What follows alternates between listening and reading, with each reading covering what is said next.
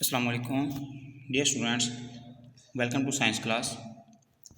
आज का जो हमारा टॉपिक है वो तो इसकी शॉर्ट क्वेश्चंस और लॉन्ग क्वेश्चन। जो नंबर 16 है रॉक एंड रॉक साइकिल। तो इसके जो शॉर्ट क्वेश्चंस हैं और लॉन्ग क्वेश्चन हैं इसको आपने होमवर्क भी करना है और उनको लर्न भी करना है। ठीक है, हम स्टार्ट करते हैं शॉर्ट क्वेश्चंस। सबसे पहला शॉर्ट क्वेश्चन है write some names of igneous rocks. हमने इस पूरे चैप्टर में 3 ही रॉक्स के बारे में डिस्कस किया था, इग्नियस रॉक्स का के बारे में, सेडिमेंट्री रॉक्स के बारे में और मेटामॉर्फिक। तो इसीलिए जो क्वेश्चन होंगे वो भी इन्हीं 3 टाइप्स के रिलेटेड होंगे। तो पहला क्वेश्चन यही है कि इग्नियस रॉक्स के नेम्स लिख दें। तो जो एग्जांपल्स थी मैंने बताया था कि आपको ऑब्जेक्टिव में भी उसने काफ़ी एग्जांपल्स पूछी हुई थी, इसलिए आपने उन एग्जांपल्स को हाईलाइट करके उनको अच्छे से आपने अपने माइंड में बिठा लेना है। आपको मतलब देख के पता चल जाना चाहिए ये कौन सी रॉक है। ठीक है, तो सबसे पहले जो आपने देखी होगी इग्नियस रॉक्स की एग्जांपल्स, उसमें सबसे पहले उसने क्या कहा है, बेसल है, दूसरी प्यूमिक है और तीसरी ऑब्सीडियन है।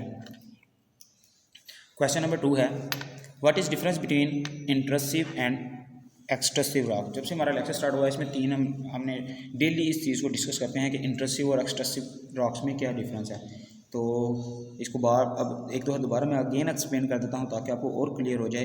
कहता है कि जो हमारा पिघला हुआ मादा होता है ना, अगर वो ज़मीन के अंदर मौजूद हो, ज़ेरे ज़मीन ही मौजूद हो, तो उसको क्या कहते हैं, हम मैग्मा कहते हैं। जो मोल्टन रॉक्स हैं उसको हम क्या कह देते हैं, उसको हम कह देते हैं मैग्मा। और वो मोल्टन फॉर्म में क्यों होता है, बहुत ज़्यादा टेम्परेचर की वजह से। ठीक है, कहता है कि जब अगर उसको मतलब अर्थ में क्रैक मौजूद ना हो, अर्थ से बाहर आने का उसको रास्ता ना मिले, तो टेम्परेचर की वजह से, टेम्परेचर के ठंड कम होने की वजह से, कूल डाउन होने की वजह से वो जो मोल्टन रॉक्स हैं वो सॉलिड फॉर्म में कन्वर्ट हो जाती हैं, जिसको हम क्या कह देते हैं, इंट्रसिव। मतलब अंदर ही वो रॉक्स बना देती हैं, ज़ेरे ज़मीन है, तो उसको हम कहते हैं इंट्रसिव रॉक्स। और उसके बाद जो एक्सट्रसिव थी, हमने क्या कहा था, अगर अर्थ में कोई क्रैक मौजूद हो या उसको मतलब कोई जो है ना वो ज़्यादा हार्ड ना हो, अर्थ का क्रस्ट यानी कि अर्थ की सरफेस, तो वो जो मैग्मा है वो बाहर आ जाएगा, तो उसको हम कहते हैं लावा। और आपको पता है कि हमारे अर्थ का टेम्परेचर जो है ना वो इतना ज़्यादा नहीं है जितना ज़मीन के नीचे है। ठीक है, तो इस वजह से वो कूल डाउन होके सॉलिड फॉर्म में कन्वर्ट हो जाता है, जिसको हम कहते हैं एक्सट्रसिव रॉक्स। तो इसको हम पढ़ते हैं। पहला है इंट्रसिव इग्नियस रॉक्स। क्या होती हैं, when magma cools underground it becomes intrusive igneous rocks. ठीक है, कि अगर वो कूल डाउन हो जाए अंडरग्राउंड ही, ज़मीन के नीचे ही, तो वो इंट्रसिव इग्नियस रॉक्स बनाता है। एक्सट्रसिव जो रॉक्स भी कहता है, एक्सट्रसिव जो इग्नियस रॉक्स होती हैं are formed as lava cool above ground. उसमें वर्ड आता है अंडरग्राउंड, इसमें वर्ड कौन सा आया है, अबव ग्राउंड। ज़मीन के बाहर मतलब क्रस्ट पे आके जब ये लावा ठंडा होगा, जो वोल्केनो से निकलता है, आतिशफशां से बाहर निकलता है, तो वो वहाँ पे अगर मतलब सॉलिड फॉर्म में कन्वर्ट होगा, हम उसको कहते हैं एक्सट्रसिव इग्नियस रॉक्स। कहता है कि रॉक्स की क्लासिफिकेशन कितनी है। Rocks are classified on the basis of the based on their texture and location where they found. मतलब ये जहाँ पे पाई जाती हैं और इनकी कंपोजिशन के लिहाज से हमने इनको 3 क्लासिफिकेशन में तकसीम किया है। कहता है किस तरह क्लासिफिकेशन को किया जाता है, रॉक्स को क्लासीफाई किया जाता है, उनके टेक्सचर पे और लोकेशन की वजह से हम उसको क्लासीफाई करते हैं। In how many groups rocks are classified by geologist. Geologist ने इनको कितने ग्रुप्स में तकसीम किया है। जियोलॉजिस्ट जो मतलब ज़मीन का मुतालिया करते हैं, उन्होंने क्लासीफाई किया था रॉक्स को 3 ग्रुप्स में। पहला था इग्नियस रॉक्स, दूसरा सेडिमेंट्री रॉक्स और तीसरा मेटामॉर्फिक रॉक्स। आगे कहता है करेक्टरिस्टिक्स लिखो सेडिमेंट्री रॉक। जो मिडल जो हमने इसकी क्लासिफिकेशन पढ़ी थी ना, जो सेडिमेंट्री रॉक थी, जो समुंदर के नीचे बनती हैं। ठीक है, किसकी वजह से, रेत की वजह से, मड की वजह से, मिनरल्स की वजह से। ठीक है, और दूसरे ये जो इसके पीसीज होते हैं, गार्बेज आ जाता है जिसमें, इन सब की वजह से जो मतलब हाई टेम्परेचर और टेम्परेचर नहीं सॉरी उस पर जो प्रेशर पड़ता है, ठीक है, तो उसकी वजह से वो एक रॉक में यानी कि सॉलिड फॉर्म में कन्वर्ट हो जाते हैं। मतलब एक बहुत बड़ा बना देते हैं, उसको क्या कहते हैं, बल्क। तो उसको हम क्या कह देते हैं, वो सेडिमेंट्री रॉक्स बन जाती है, लेयर्स बन जाती हैं इन सब की, जितने भी मैंने आपको इसके बताए हैं पार्ट्स। तो वो कहता है कि इसकी जो सेडिमेंट्री रॉक्स है इसकी करैक्टरिस्टिक्स बताओ। तो जो उसकी करैक्टरिस्टिक्स हम बताते हैं क्या है। कहता है कि जो सेडिमेंट्री रॉक्स हैं वो मैनी कंटेन फॉसल्स। तो हमने क्या कहा था कि जब जो सी एनिमल्स हैं, समुद्र में जो रहने वाले फिशेज़ हैं या दूसरे एनिमल्स हैं, जब वो मतलब वो डेड हो जाते हैं, जब वो मर जाते हैं, तो वो क्या हो जाते हैं, ज़मीन मतलब ज़ेरे ज़मीन पड़े होते हैं। और जब ये रॉक्स फॉर्म में आती हैं, तो ये इन रॉक्स के नीचे क्या हो जाते हैं, वो एनिमल्स बॉडी हो जाते हैं और वो बाद में फॉसिल फ्यूल्स में कन्वर्ट हो जाते हैं। फॉसिल फ्यूल्स का क्या मतलब है, उनसे मतलब उन पर रिएक्शन होते हैं और ये काम 1 साल 2 साल 10 या 20 साल में नहीं होता, मतलब इस पर लाखों साल लगते हैं फॉसिल फ्यूल्स बनने में, ठीक है, जैसा कि ऑयल बन जाता है या गैस बन जाती है, ठीक है। फिर इसके बाद कहता है कि फुट प्रिंट्स होते हैं डेफिनेटली सी एनिमल्स में, सिर्फ फिशी नहीं और भी बहुत से एनिमल्स हैं, ठीक है, और उनका साइज़ भी बहुत बड़ा होगा समुद्र में। अल्लाह ताला ने की कितनी भी क्रिएशन हैं जिनके बारे में भी हमें इल्म नहीं है ठीक है, तो उनके फुट प्रिंट्स भी मौजूद होते हैं, ठीक है, और रेन ड्रॉप इंप्रेशंस भी होते हैं, ठीक है, क्योंकि हमने कहा था कि जो रॉक्स के कुछ पार्टिकल्स, क्योंकि जो दरिया है वो पहाड़ों से निकलते हैं, पहाड़ों से मतलब पानी बहता हुआ उधर दरिया में आता है, दरिया फिर समुद्र में चले जाते हैं, तो ये कुछ पोस्ट जो होते हैं ना, इसके स्टोन्स वगैरह होते हैं या कुछ इसके सॉलिड मटीरियल जो होता है वो मूव करता करता समुद्र में चला जाता है, इसलिए वो कहता है उस पर रेन के जो ड्रॉप के इंप्रेशंस भी होते हैं। कंक्रीशंस का मतलब होता है कि कुछ ऐसे हार्ड यानी कि सॉलिड मिनरल्स, ठीक है, या ऐसी मैटर जो जो जिनकी अपनी जो है ना वो करैक्टरिस्टिक्स होती हैं, जो क्या होती हैं दूसरी सेडिमेंट्री रॉक की जो प्रॉपर्टीज़ हैं उनसे डिफरेंट होती हैं, इनको कंक्रीशंस कहते हैं।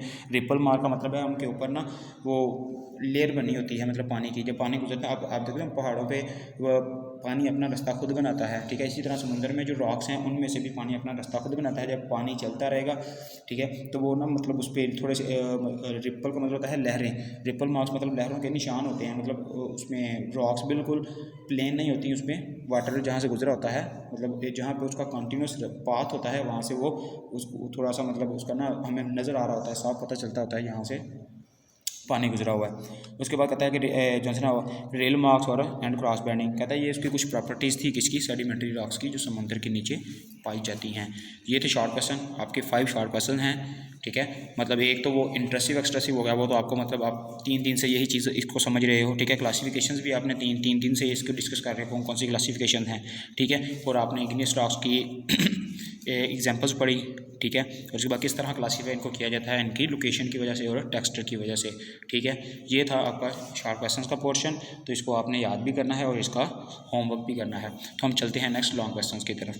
तो हमने कल टॉपिक हमने पढ़ा था रॉक साइकिल के बारे में, तो ये भी वही रॉक साइकिल है, किस तरह तीनों फॉर्म्स ये जो क्लासिफिकेशन की हैं हमने रॉक्स की, किस तरह एक दूसरे में चेंज होती रहती हैं। कहता है कि जो रॉक साइकिल है, the rock cycle also illustrate couple of variations that occur in the formation of rock. Sometime igneous rocks may change directly to metamorphic, कहता है कभी कुछ ऐसे मतलब ऐसा प्रोसेस भी होता है, कुछ ऐसी कंडीशंस भी आ जाती हैं कि जो इग्नियस रॉक है जो लावा या मैग्मा के ठंडा होने से बनती है वो डायरेक्ट मेटामॉर्फिक बना देती है।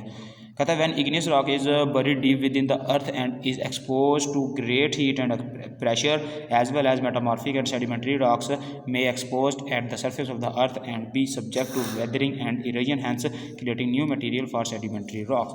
कहता है कि अगर उसको बहुत ज़्यादा प्रेशर और टेम्परेचर मिल जाए किस चीज़ को, इग्नियस रॉक्स को, तो वो मेटामॉर्फिक में भी कन्वर्ट हो सकते हैं, नहीं तो पहले सेडिमेंट्री बनती है, सेडिमेंट्री से बाद में प्रेशर टेम्परेचर की वजह से मेटामॉर्फिक रॉक बनती है। तो कहता है ये इनका एक सिस्टम है जिसके ज़रिए ये डायरेक्ट भी चेंज हो सकती है एक फॉर्म से दूसरी फॉर्म में, यहाँ पहले सेडिमेंट्री बनेगी इग्नियस से और बाद में मेटामॉर्फिक बनेगी।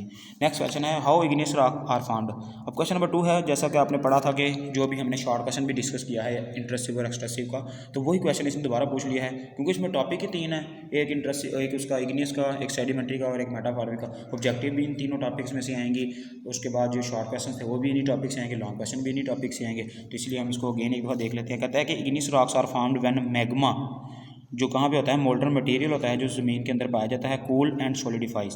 This process known as crystallisation and can occur beneath the earth और एट द सरफेस। कहता है ये 2 जगह पे प्रोसेस हो सकता है, क्रिस्टलाइजेशन का ज़मीन के नीचे भी और ज़मीन के बाहर भी। When igneous rocks are on the surface of the earth they are expose to different elements of weathering, they are the day-to-day influences of the atmosphere that slowly disintegrate and decompose the rocks. The resulting material and deposited by various erosion agents such as gravity, running water, wind waves और glaciers. मतलब इस पर कहता है कि बहुत से atmosphere के असरात की वजह से सॉलिड फॉर्म में कन्वर्ट हो जाते हैं। इरोजनल एजेंट्स है ये वर्ड। कहता है कि how metamorphic rocks are formed. Metamorphic जो रॉक्स हैं वो कैसे बनती हैं। Metamorphic rocks are usually formed from sedimentary rocks when sedimentary rocks are expose to great heat और great pressure the transformation to metamorphic rock occur. This usually occurs when sedimentary rock is buried deep within earth or when it is involved in the dynamic and mountain building. तो इसने ये आपको बताया कि metamorphic rock दो तरह से बन सकती है, ठीक है, उसकी प्रोसेस दो हैं। तो ये था आपका लॉन्ग क्वेश्चन जिसमें एक रॉक साइकिल है, दूसरा इग्निस रॉक्स हैं, तीसरा मेटामॉर्फिक रॉक किस तरह बनती है, ठीक है। इनको आपने याद भी करना है और इंशाल्लाह आपको अगर ये डायरी ज़्यादा लग रही है तो कल भी मैं आपको, आज आप इसका होमवर्क कंप्लीट कर लें, कल भी मैं आपको यही डिस्कस करूँगा। कल हम इस कंप्लीट चैप्टर को, जिसमें रीडिंग आएगी, पहले मैं आपको पहले 5 मिनट में रीडिंग एक्सप्लेन कर दूंगा, नेक्स्ट 5 मिनट्स में हम एक्सरसाइज को रिवाइज कर लेंगे, उसके बाद जो मिनट्स होंगे नेक्स्ट 5 मिनट्स में हम इसके शॉर्ट और लॉन्ग को डिस्कस करेंगे, ठीक है। तो इसलिए आपको जितना मैक्सिमम याद होता है इसके शॉर्ट और लॉन्ग को आप करें, बाकी इंशाल्लाह कल भी इसी को हम कंटिन्यू करेंगे। तो ये था हमारा आज लास्ट वाला इसका जो है ना वो लेक्चर इस चैप्टर का। तो इस तरह आपका थर्ड टर्म का सिलेबस कंप्लीट हो गया। अब इंशाल्लाह कल से हमें रिवीजन स्टार्ट कर देंगे। अस्सलाम वालेकुम।